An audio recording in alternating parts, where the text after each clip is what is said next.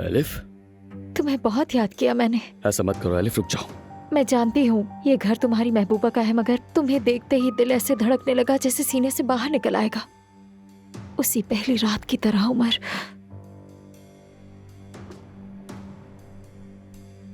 क्या कर रहे हो तुम दोनों?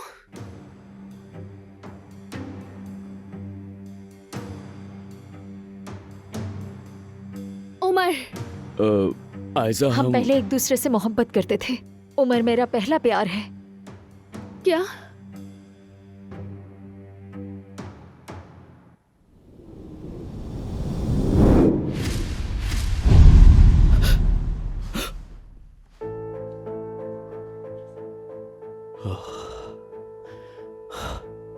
एलिफ, तुम ठीक हो? तुम यहाँ क्या कर रही हो?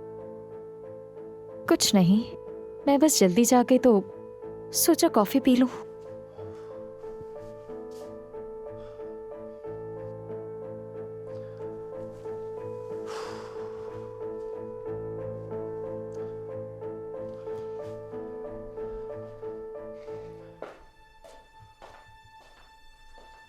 तुम मुझे अब तक नहीं बुला पाए, मैं जानती हूँ।